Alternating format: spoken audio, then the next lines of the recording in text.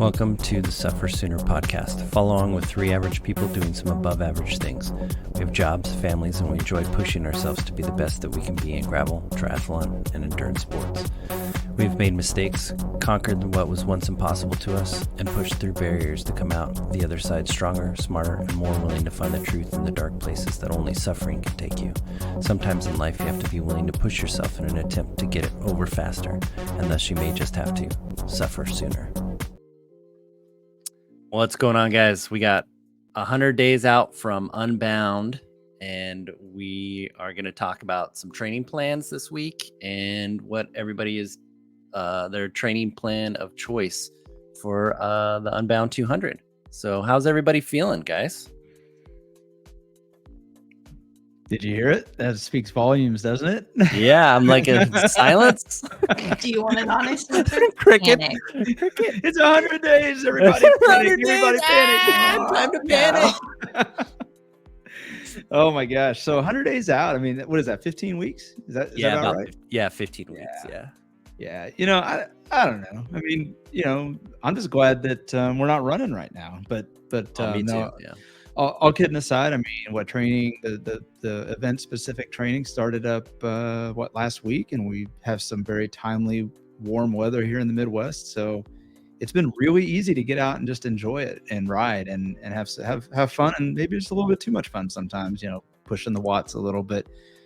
Now 100 days out, feeling pretty good. I don't know. I mean, we'll see. It's a long road to get there, and a lot of things are going to happen between now and 100 days from now. Serena, how about you? So this week was my first real true week of making myself do the workouts, do the training plan. And honestly, my body is tired, my hamstrings are sore, and I feel panicked. But I've been at this long enough to know that that's generally how I feel. So I'm going to just ride it out. Hopefully I'll start to feel a little better, feel like maybe I haven't made a catastrophic mistake, and next week I'll be a happier soul. Wow. So what do you think's driving the panic? So you mentioned sore hamstrings. Is it just kind of getting back into the grind, so to speak? Is that what it is, you think? I mean, just more of the, oh my gosh, here we are. We're in it. Well, for me, it's adding the running in that I was not terribly consistent with over the winter, and just that pounding of the pavement. I'm getting older. My joints don't like it as well. I'm an old lady with bad knees now, which is something that's sort of new to me. And I started adding some strength training, which I know will pay huge dividends in the end. But I also know that the ramp up to it is hard and is going to be a little bit painful. So just trusting that once my body gets used to this again, it won't feel so bad, but knowing that these first couple of weeks are never pleasant for me. Yeah, I think it's just the ramp up to getting back into training. I mean, I've put in this last week like almost 100 miles already. So I know I'm sore in places, and my saddle callus is not, grown over yet. Everything's real sore. So I think it's just, we noticed that it's nice outside, and we're just like, oh man, we got to get out there, because you never know. With the Midwest, we could be in for another snowstorm, a freeze. I mean, we may not be able to go right outside until mid-April, Yeah. I think Serena hit on a really good point. Like, I'm trying to, so my focus, and we'll get into some of the plan side of this, but my focus is to do a lot like what Serena just said, like mix a little bit of running in, mix some strength in. Now, Serena, you got bigger things in mind later in the year, so you'll be doing a lot of running. But I think, I did some kettlebell workouts earlier this week, and I haven't touched a kettlebell for way too long. And man, did my body remind me what that feels like. And so, I think you nailed it, Serena. Just get through these first couple of weeks, and your body will adjust, right? And you get back into it, and rock and roll. 100 days out. Hope so. Yeah. Yeah, I'm excited. I mean, even though I'm not doing Unbound, I'm still, gonna try to do my best to, uh, do some well at some of these local events. But I mean, putting in the work, even today, I was just like, I needed some extra motivation. I was turning on all the old YouTube racing stuff so I could, you know, get more motivated to turn the pedals over. So And it's not easy for everybody, that's for sure. no. Hmm. Well, and this is a hard time of year for me too. When we talk about being normal people with real lives, my kids' sports schedules are switching over now. So my boys are going from basketball to baseball and then from indoor soccer to outdoor soccer. So all of their schedules change. And I found for me that really one of the best ways for me to maximize the time I'm driving around and also maximize my own training is to find some times where I can do a workout while they do a workout. There's a couple places around here where the soccer field backs up to a trail, or I can take my bike with me. But just figuring out logistically and getting into a schedule is also something that's a little bit of a challenge for me as we switch over in seasons. So I just have to always remind myself to just be patient. That I've done this before. That it's going to be a little uncomfortable, and I just need to be prepared for that in this kind of initial getting started phase for me. Yeah, that's like 100% on the nose right there. It's just, um, just finding that time and scheduling it in there. Like, I mean, I know my kids had hockey, and then you guys would meet me at where my kids have hockey, and we'd run twice a week, Mhm. for those that could make it. And if nobody can make it, I would still run. But I mean, having, stuff like that where you don't have to like sit there and watch your kid, especially when they're old enough to like kind of, manage themselves. Um, just being able to, get while they're getting a workout in, you're getting your workout in, and then you don't have to feel like, oh, well, after I, bring home the kids from their sports, I have to spend, another hour doing something when it's more productive to do it while they're doing their thing. So I think Yeah, I think that's just great. That's just awesome. yeah, Love it. absolutely. I think too it comes back to, you only get so many hours in the day to get these workouts in, and I be the first to tell you, I'm not a morning person. I'm not the type to want to wake up at 4 o'clock in the morning every day to get my, you know, long run in for the week, right? Or to get the long bike ride in. And I think getting creative about how you can use your schedule to make sure you stick to your plan. I mean, those are great ideas, and a lot of times you find out you got more time in the day than you realize. So, um, good call out, Serena, and stick with it. Right? I mean, like you say, just give it this first couple of weeks, and you'll be right back into it. And you won't even think about it. Yep. I mean, building that consistency is, there's a lot of talk in the sports industry, right? Like the best athletes are consistent, and, um building that consistency will pay off later in life, or not later in life, but later in the year as your sports life goes, you get closer to your events and stuff. All that stuff pays off. But, a lot of times I always see people talking about consistency, but they don't really like um go about the consistency part of it. So what I like to do with my athletes is I usually tend to give you at least a 20-minute to 30-minute workout like almost every day, so that you get in the habit of thinking that like, oh, every day I'm going to be moving, I'm going to be doing something. And we usually do that for uh, the first couple weeks with any of my athletes for sure. And then as we start getting into the season, um, we, of course, rest days are important, and you do get rest days in your program. But like building that consistency first of thinking like, okay, um, you have your hierarchy of needs. I have to feed myself. I have to make sure the kids are okay. I have to, do my job, and then I have to do my workout. And then, you add it into your daily routine. So then the whole idea is that every day you're thinking about, well, what am I doing today? And it's kind of like, I prefer that 20 minutes every day of something active, really helps build Mhm. consistency through your training. Yeah, I So, think that just comes back to, setting the habit, right? And just I think that's what that approach really does for people. It reinforces the habit of staying sticking to your plan, making the time for the workout, even on the days you don't want to your point. And I think there's no shortage of people that will tell you that the most important thing that you can do is be consistent. And even if you have to dial a workout back from the prescribed plan, as oh long as yeah, you're getting that work in, you're still better than you were if you just sat on the couch. And no matter how much you might like sitting on the couch, you're gonna be that much better if you just at least get the workout started and make the adjustments in the workout. And a lot of times you'll find out that once you clear that first mental hurdle, it's like, man, I feel great. You may end up having a great day, right? yeah. So I think that's the hardest part. Like I always feel like the hardest part of a run is putting your running shoes on. The hardest part of a bike ride, throwing your leg over the bike. yep. Hardest part about swimming, going to the pool.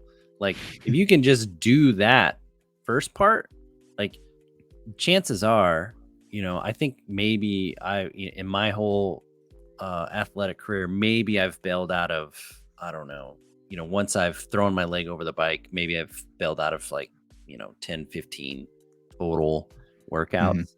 But it's like once I pedal, I'm like, well, I mean, I've changed workouts numerous Sure. times, but I've basically gone, I don't feel like doing VO2 max today. I will do an easy ride. And then Mhm. I'll do VO2 max tomorrow, because maybe you're just stressed and you need an extra day to recover, and there's no use forcing that. Your body doesn't know a Tuesday from a Wednesday. It That's right. just knows. It Hey, just we were knows. talking about this the other day too, Travis, and we were talking about our running plan with the marathon training, and Serena, your comments just a second ago made me think about this. Like when we would go do a harder effort run, like at least a few years ago, like it would just wipe you out. Like especially you're north of 40, you need a few extra days to recover sometimes. And I think you're right, Travis. Like, just take that extra day and recover if that's what you got to have, and Yeah. and let your body have the opportunity to repair itself. You can do the VO2 max or the threshold the next day.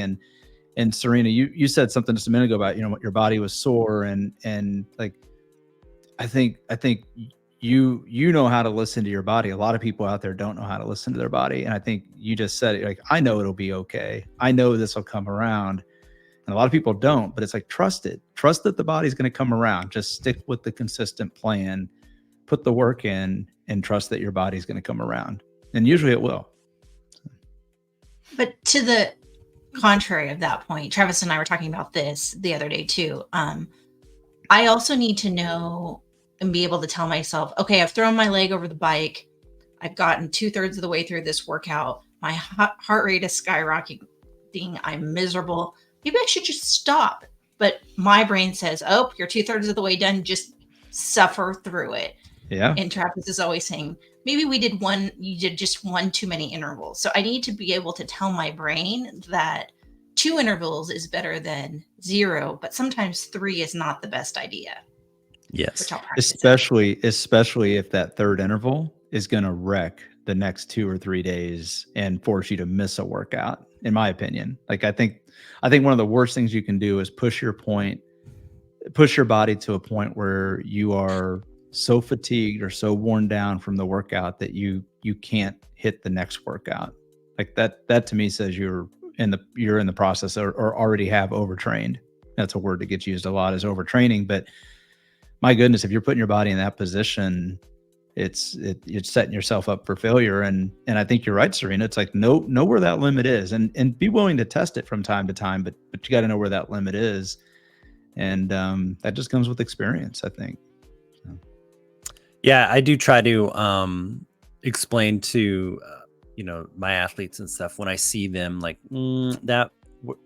that interval was a little too hard, and this is why. Like, if I look at trends, I guess, as your heart rate starts to either skyrocket or it declines erratically from over the average that it's been in, I usually put in the comments like, did we have a fan on? Did it get hot or were we uncomfortable? And then like when we see stuff like this, it's okay to skip out, especially on an interval or Mhm. something like that. Like I think that's the part of next level coaching that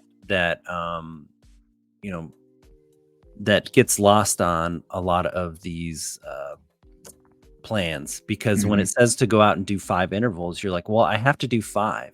And it's like, Right. "Well, what if you were feeling really good and you could do a 6th or even a 7th or even 8th interval? Wouldn't that be better? Or Yeah. what if you were feeling bad and you could only do 2? Now does that make you, like, less than worthy to do the plan?" So, that kind of, um and we'll talk about this when we're talking about training plans and stuff, but, that's the part of training that, like, on your good days, feel free to, you know, Bump it up a maybe little. Yeah. bump it up a little bit. And my thing is always like, you really don't want to see you want to keep your I always try to tell my athletes to keep their intervals consistent so that you're not trying to finish your last interval as hard as you can, or you're not trying to build through the whole intervals. I want you to try to like make make them all consistent so that when you do start to suffer, you can see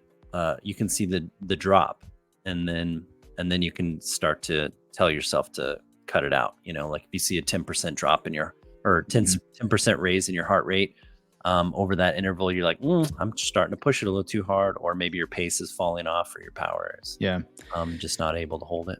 Hey, Serena, I think you mentioned a couple podcasts ago about the that one of the most valuable things you have is and that you'll never do without again is having a coach that will sort of help navigate these types of situations and maybe talk a little bit about that. Like you just mentioned that, hey, you'll push yourself to get through that next interval and you'll bury yourself to do it. But maybe talk about how, like with you and Travis, how putting that comments, giving that feedback to Travis as your coach, like, hey, this is how I felt, or you know what, today I just didn't have it. But how does that exchange? Because to me, it should maybe help provide a peace of mind, but then also challenge you when you need it. So maybe talk a little bit about how that's helped with your consistency. Yeah, so if we go back in history and look at me, I used to print out a plan off the internet and I would follow it religiously, regardless of what it cost me. And I found myself in a walking boot 6 weeks before my Mm. first half Ironman because I gave myself a stress fracture. Ouch. And I found myself the next time I tried to do another long distance run or a long distance triathlon, I had torn my rotator cuff. So I think Travis says it all the time to me. I am the queen of just being able to just force myself to do whatever is written. And I almost sometimes need permission from someone else, it feels like, to adjust or change that workout or switch the day because I don't know, maybe it's the lawyer in me. If it says to do it this way, then that's how I'm going to do it. I mean, we follow the I just statute. follow directions. I'm just I trying think to Exactly. follow the I'm very directions. good at following directions. So I need somebody who can look at the data and adjust the directions so that I don't destroy myself because I've been there, done that. I have the t-shirt and it's Yeah. really unpleasant. And it just doesn't let me do the things that I want to do. Well, and you don't have to get lost in the data and the metrics. Like you're capable. You know how to read your metrics and you follow that stuff. But like you don't have to sit there and dig through it all the time and worry about, well, am I interpreting this right? I mean, it gives you a tool to ask questions with, but you don't have to let it drive because you've got somebody who's willing to look at your data and help augment your training approach, or to your point, say, hey, Serena, like back it off a little bit. You really killed that last interval, and maybe you just need to take a little recovery here, or you know what, you might have felt miserable, but your data says you can push harder. So have fun. You know what I mean? So I think that dynamic and how you explained that a few weeks ago was really interesting. And in my opinion, like those are the kinds of things you have to help maintain that consistency. You got to have sort of that support around you, in my opinion. Yeah, I Yeah. mean, and it was a long time coming too for me. I mean, I'm also one of those people like, I can do this myself. Who needs to go to the store and buy bath bombs? I can make that. I mean, I'm always telling myself I can do this on my own. But one of those That's things I funny. struggle with is just giving myself permission to do something that I would give everybody else in my life permission to do. But for me, How, it's just like, nope, I don't think that's a good idea. so how long? I just have a question. How long does it take for the police to show up when you start buying the ingredients to make bath bombs? I'm just asking for a friend. Don't know how Less that time works. than it takes when I started trying to grow seedlings in the basement, and my husband was asking why we had grow lights at the top of Amazon and the electricity bill was going up. Oh, That nice. sounds like another story for another time. Yeah. Oh my gosh, I can't wait to hear that one. My So, husband is the most patient person on the planet. that's hilarious. Oh my gosh. So Travis, I think you were going to jump in on something there. Yeah. So as soon as I saw, I of course I don't look at Serena's workout as she completes them, because she's one of those night owls that basically I'm in bed curled up on my pillow, and then I get a notification that Serena has completed her bike workout, or Serena is just starting Zwift, and I'm like, oh my Lord. But she does it. That's how she works. She operates. So in the morning I look and I saw that there was a dip in that last interval or whatever, and then and of course she comments on her training peaks. Like, I mean, if I can tell every athlete, please comment on the training peaks, because I learn more from that than the data. Like, if I have to You want search the through real you want the real feedback from somebody. Tell me exactly, exactly just what was going through exactly their how, head. if Yeah. it felt great, cool. If it was horrible, that's fine. Either Hey, way. what about real quick? What about people that don't have coaches that haven't reached out to Suffersooner and signed up for coaching? What about the people that are trying to do it? I know how to do this. Like same thing, right? Like write Yeah, this stuff down. write it all down. Fill out your workout. That's right. I mean, I'm not coached by anybody, but I write in my training peaks, like, what was, I usually write how it felt. I usually write if I consumed any kind of fuel, and then just my overall mood. And Yeah. then you can look back on like some of the training history that you're like, oh yeah, I definitely dug myself into a hole there. Absolutely. But you can start to just see the patterns. And as soon as Serena commented on that, it was really kind of a struggle to do a like kind of a recovery ride. I knew I basically took one of her runs off this week, and then I gave her like immediate rest day. Like she can rest. I think she's plans to swim either today or tomorrow, but one of these days is a rest day. So she gets to pick how she's feeling.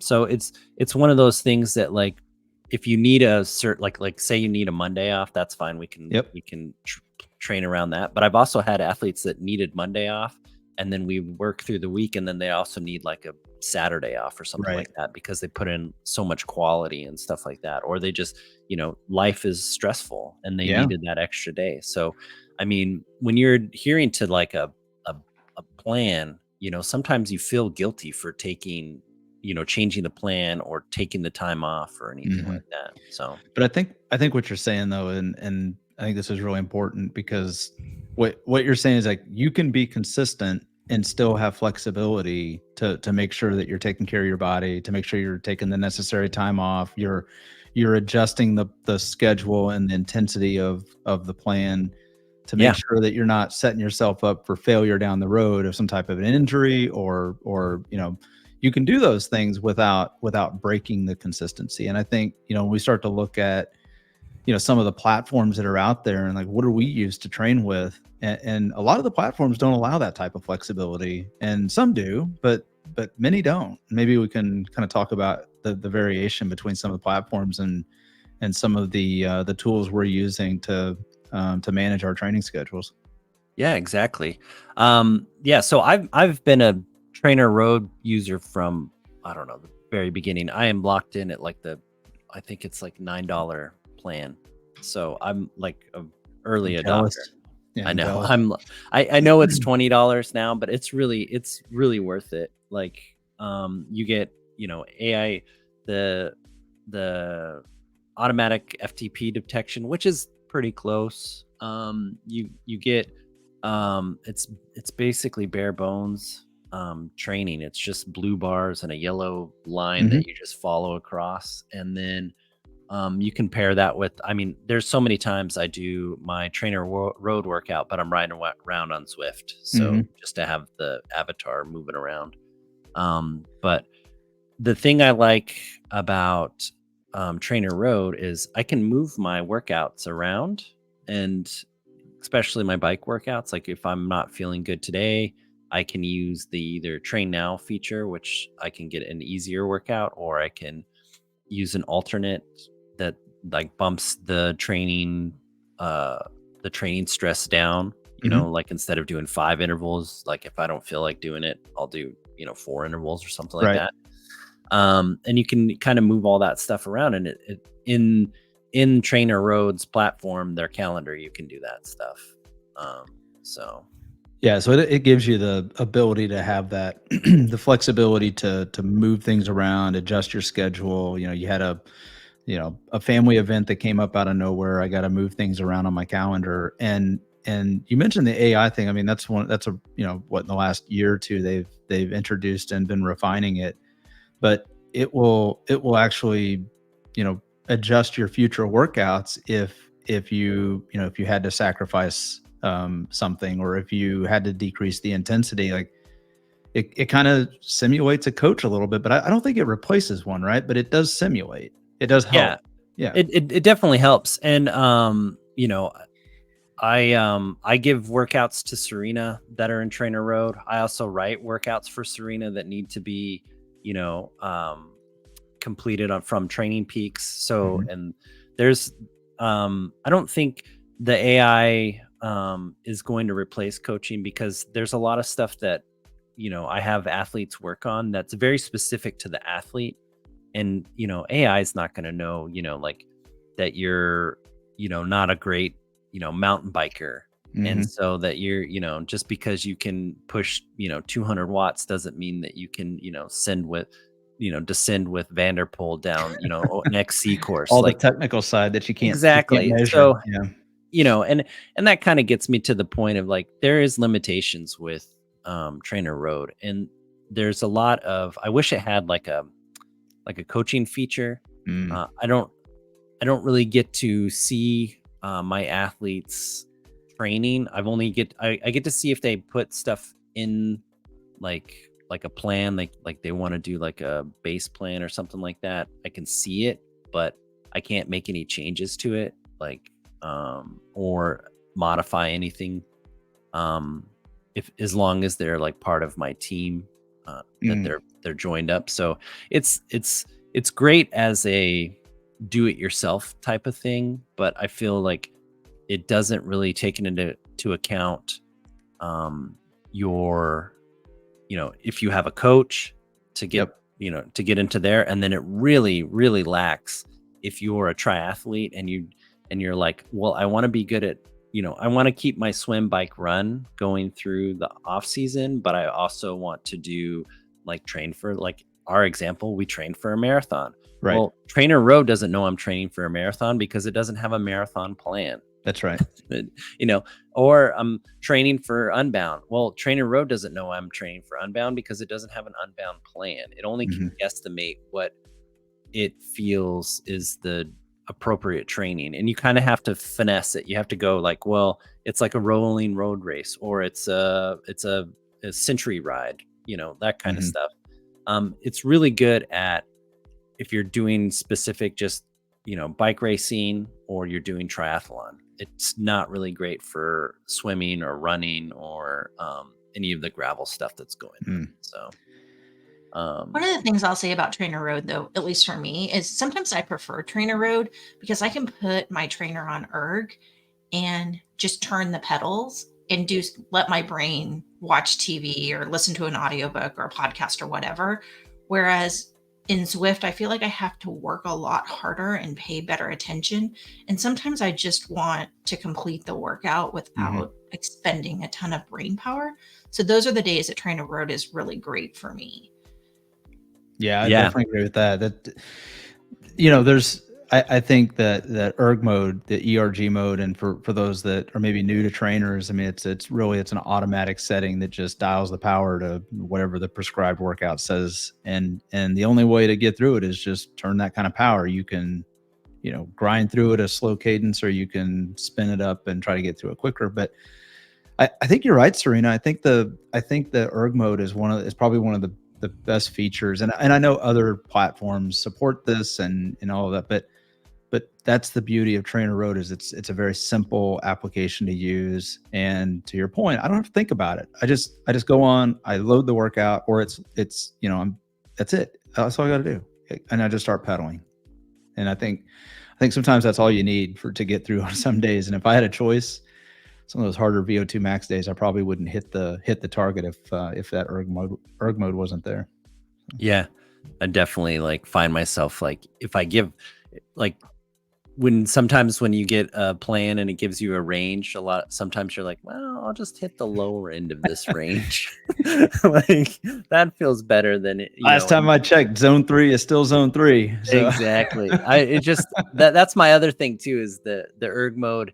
It locks you into a rate, like to a specific number. Mm-hmm. And then it doesn't really like let you float around that range. So like a lot of times when I give athletes workouts, I'm like, here's the range. It's like 150 to 160. This is where you can float in either lower or higher, whatever, if you're feeling it. And sometimes having that kind of delineation makes it the workout achievable, and then creating that consistency. Well, I think it goes without saying there are a lot of people out there and that use Trainer Road that love it. Some people don't love it. It's a very popular platform, no doubt, right? But every now and again, you kind of want to stray away from it, maybe, or try something else, or see what else is out there. And so what are some of the other things that you've seen, Travis, that you want to maybe hit on? Yeah. So there's a couple out there. I'm not a huge fan of Ruvi. I don't think the workout library is extensive enough. It's just like, it just seems like very, just kind of like, build your FTP with, and then it's just a basic FTP building plan, like 4-week plan.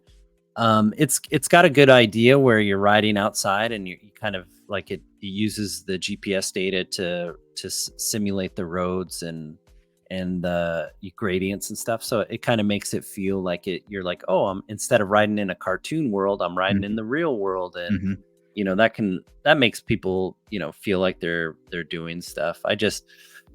I've tried it a couple of times and I've never been really satisfied with it. I mean, that's just me. There's plenty of people that have used it and have had great success with it. And we all know that. So it's good. The Zwift, I mean, what can I say about Zwift? It's just, it's one of those things that like, if you haven't got on Zwift, then I think you're kind of missing out. Do you even bike? Yeah, exactly. Right. It's kind of getting that way. Like if you're, it's highly social. I usually sometimes when I know I have to do a hard workout on Trainer Road, I will load Trainer Road, but I'll also put on Zwift so that like, I feel like I'm racing all these other cyclists with me on the road. Like, even though we get, you get power ups and all that stuff, whatever, like, but it's like you're in a group ride doing your workout. And so it's gamified a little bit. Yeah. And it's fun. It's a fun platform. And even if you just want to go noodle around in Watopia, right. Or one of the other worlds, it is. I think you nailed it. It's social. You can get on there and you can get in groups. You can chat with people and like you said, a lot of people have used Zwift, and if a lot of people don't like it, for various reasons, but I think all in all, it's probably one of the more mature platforms, if you will, in terms of its capabilities, and it's relatively cheap, all things considered, and with it, you can also load custom workouts. You can use some of their prescribed workouts. They have Zwift Academy and things like that. Yeah.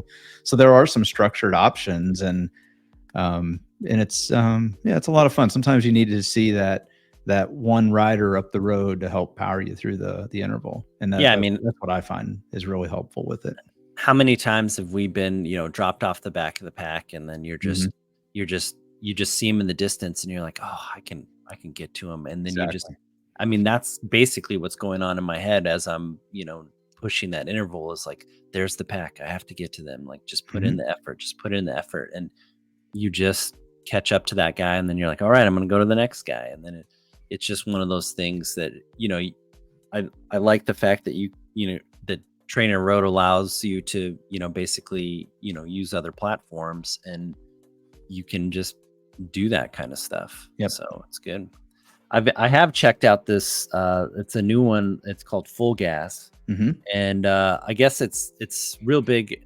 Ironman, all the Ironman routes are on it now. Okay. And it's kind of like if Trainer Road and Ruby had a baby, it would be Full Gas. So it's got the roads that you can see that you're riding on, and then you have the basically the box intervals underneath as your workout progresses. So Okay. it's kind of cool. And it has some coaching features and stuff that you can integrate your clients and your athletes and stuff in there. I just haven't had a chance to play around with it, but there's it's getting bigger with Ironman athletes, and that whole thing, because it's kind of good when a whole I'm not like a whole company or corporation kind of gets behind the sport, like Right. it's if Ironman's getting behind Full Gas, and they're releasing all these video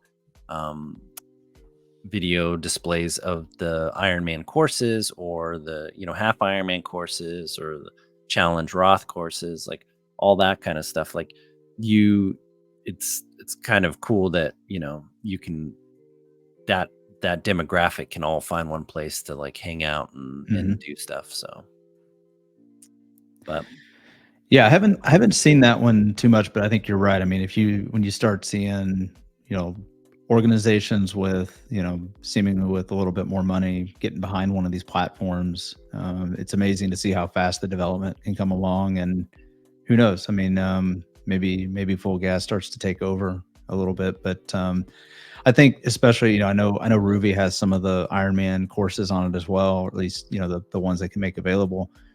Some people like to ride the course, even if virtual, they like to ride the course in advance of actually being there. I personally am not one of those people. I like to be surprised, I guess. But I think that's interesting. Like, for people that really like to do that, I mean, you can kind of get a feel for, oh my gosh, that climb is a little bit more than I thought it would be. It's stuff you can't pick up in a profile chart. So maybe, some of those types of things are helpful for folks. Yeah, definitely. I think it's good to ride the course before you race it, I guess. And that's usually like, I usually like to get out and ride some of the course, or what I think is the hardest part of the course, especially if it's like a full-on bike race. I like to do that. If it's Ironman, it's really kind of like, I'll take, they make videos of like people driving the course. So usually I just watch those to make sure there's like no weird blind corners, or some weird chicane that you got to go through in the middle of town that you got to pay attention to. So just nothing like crazy big, but for the most part, like as far as Ironman courses, they're not really that technical, so I don't feel that I have to ride them beforehand. Yeah, but I mean, yeah, people do that all the time. I mean, the more you can train specifically for your race, the better you're going to be for it, because you're training. If you can train on your own, the race course before you even get to it, I mean, you're going to be better at it. Yeah, so that's right. You'll know every little advantage. Yeah, every little place where you can gain speed, every little bit of smooth tarmac, all that stuff. So, but one of the things I'll say about Swift too is that for me, and I am admittedly a little bit more hesitant rider, I'm not the most technical gal out there. So Zwift has been really good about helping me learn that pack dynamic, and especially in a race situation, what it feels like to put out that really hard effort in the beginning of a race, and then knowing when to kind of let it fall back, and then how to stay with that pack in a way that doesn't feel like certain death to me, which is sometimes how I feel in an actual race. So I'm thankful for Zwift for that too. But as I said before, those are the days where I have to really put all my brain power into it. So it's a totally different day than when I'm just trying to turn over the pedals and get the training value out of it. That's a great point, because you don't get that with any of the other platforms like Trainer Road. I mean, you're working an interval and then you get a recovery, and then you work an interval and then you get a recovery, and it's like, you're 100% right, Serena. You get into a Zwift race or a group ride, and it's like, guess what? Throw all the metrics out the window. You better just be ready to hit the power button as soon as the green light goes. And that's, you can't simulate that any other way. Like, so I think that's a really, really good call out of an advantage that Zwift has that these others just don't have. Yeah, I do find that Zwift racing is really, it's good because it kind of teaches you tactics, and it also teaches you to just hurt yourself, suffer just a little bit more, so you can stay with that front group or second group or whatever group you're in, and you're just like, I'm not going to let these guys drop me. I'm just going to stay with them. And then you find yourself, you're staying with them, and then you get to the end and you're like, I don't know if I can make it. And then you're trying to sprint it out for whatever position, with the group that you're in. It's one of those things that, used sparingly, you can learn a lot from it, especially how to start and end a race. Yep, how to start and end a race, how to when to jump on a sprint type stuff. That whole pack dynamic of being lost in no man's land, and when you should attack and bridge up to another gap, and all that stuff like that. Nobody knows no man's land like I do. Like every race we go to, I get stuck in no man's land. Yeah, I get stuck with since I'm so big, I always get stuck with a huge pack behind me, and then nobody ever wants to pull. So yeah, we all have our problems. I mean, riding behind you is like riding behind a brick wall. So it is. I'm a big mover. But yeah, it's that's the thing. Like, I think the best training plan, or the best thing that you can do for your training, is whatever you feel is the best for you. So like, if you're like, this training plan is the best, then do it. Whatever makes you show up every day, that's going to be the best thing to use. I think that's the biggest take home from any of this training stuff, is that if you have a plan that you believe in, that's the plan. That's the correct plan for you, and stick to it, man. I think that's the best advice you could give. And I mean, with all the of caveat of, unless you're hurting yourself. Yes, it's true.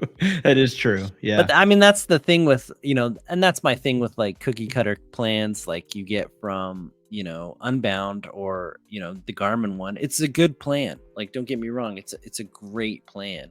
But if you don't have the wherewithal to tell yourself, hey, it's okay to miss this day, or it's okay to not be that strong right now, and dial back workouts, you definitely can hurt yourself. Yeah. So, if you're just, and Serena's a good example. There's people who will just read, put out 450 watts. Yep. Got it.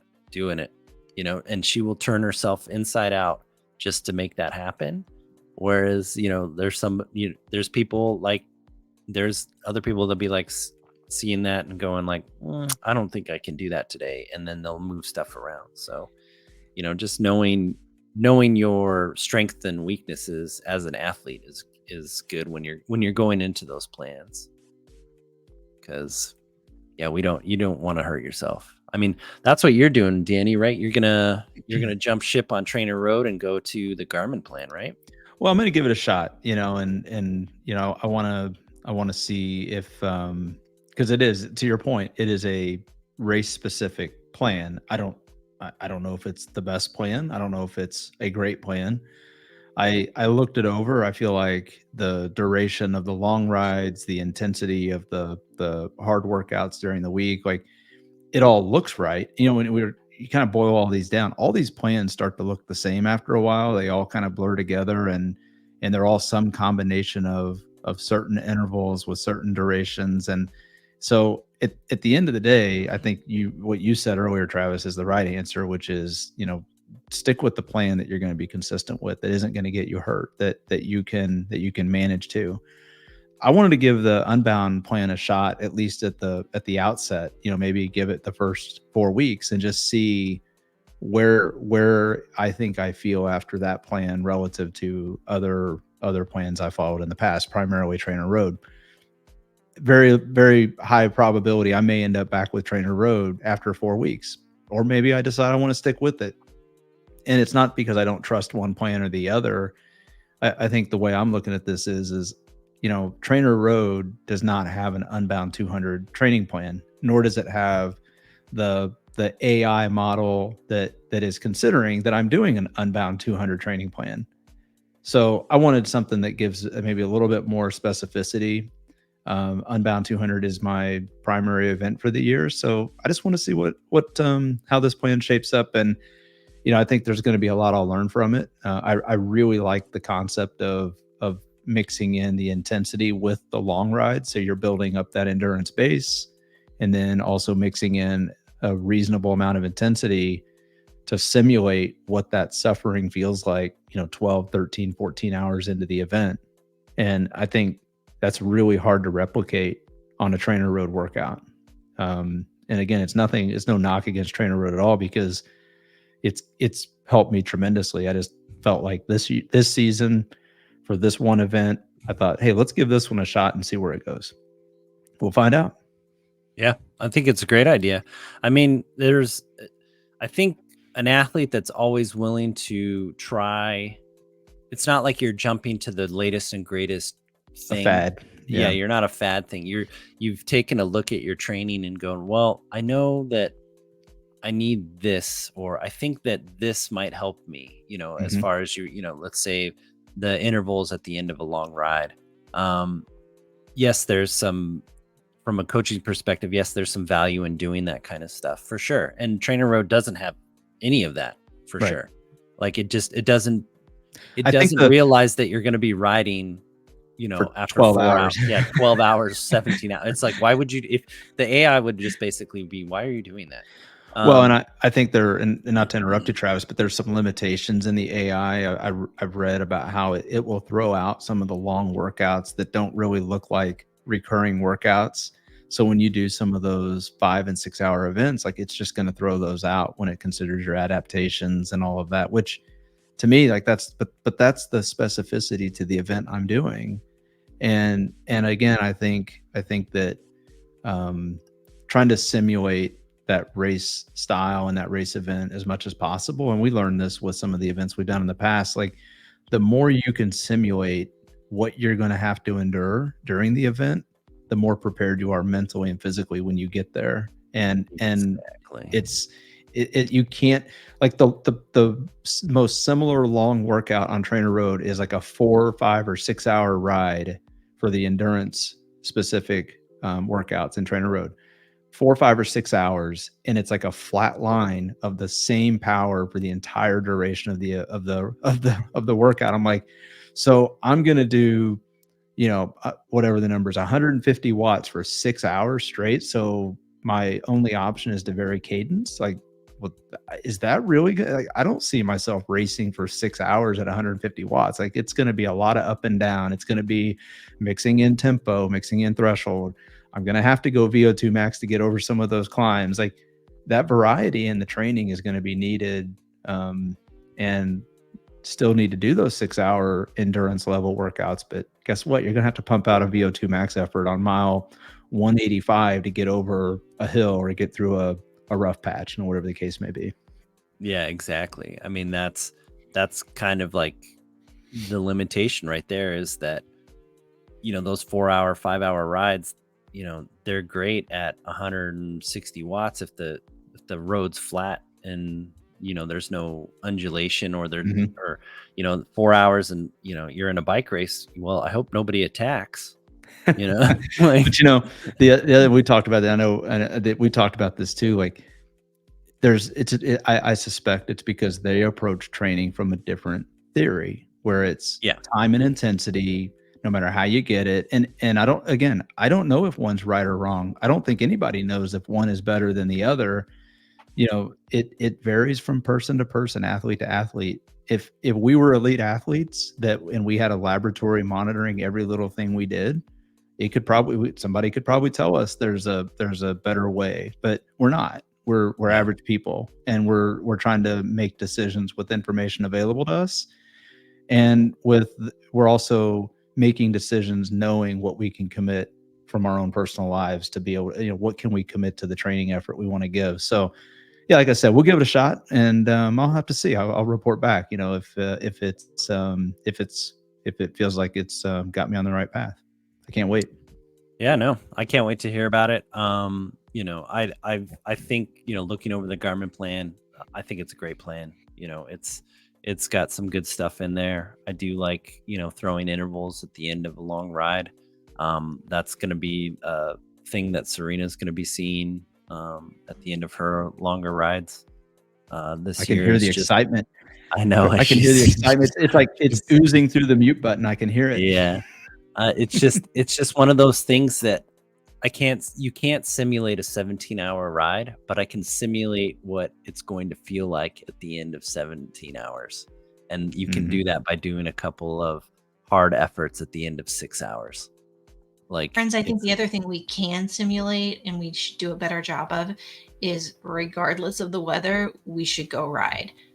Yes. Absolutely. If it's raining a little bit, we don't wait for the rain to stop. If it's freaking 1,000 degrees out, let's go out and prepare for that. Because I think that was the one thing that, in addition to the mud last year at Unbound, was just that I had never ridden in freaking pouring rain before, and I wasn't real prepared for that. So if I can do that on a training day and have the confidence that I can get through it, I think that makes me all the more prepared, even though it is really uncomfortable on that training day. Great call. Yep. Yeah, there's what is Lance's saying, there's no bad weather, just bad equipment. Yeah, bad gear. And Bad you can't gear. control the weather on race day. So yeah, No. Serena, you are 100% right. Like you got to know that you can get through those things. Excellent call out. Yep. For sure.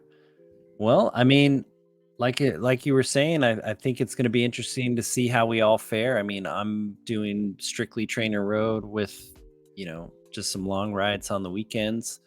I'll probably mix in a little bit of efforts at the end. He's going to be following the Unbound 200 plan, and then Serena is going to be a mix of the trainer road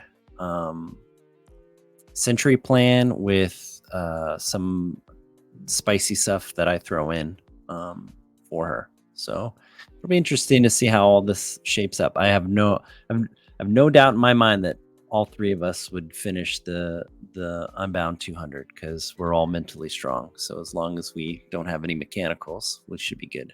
But unfortunately, I'm not doing it. It's only Serena and Danny, so I will be there to cheer them on. And anybody else have anything else?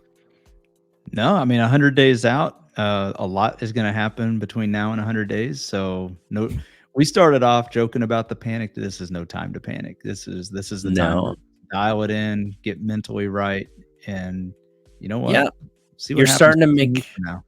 Yeah, you're starting to make those selections. You're starting to make, this is the training philosophy that I'm going to subscribe to. This is, maybe, you're like, I'm starting to narrow down some of the equipment that I'm going to start choosing. This is the, fueling that I'm thinking about doing. This is the time to start doing all that kind of stuff. Is just in these first couple of weeks, you're going to start, getting that all squared away and getting ready for that stuff. So I think the one other piece of advice I have for people who are just starting to get outside too is that those first couple of outside rides are hard.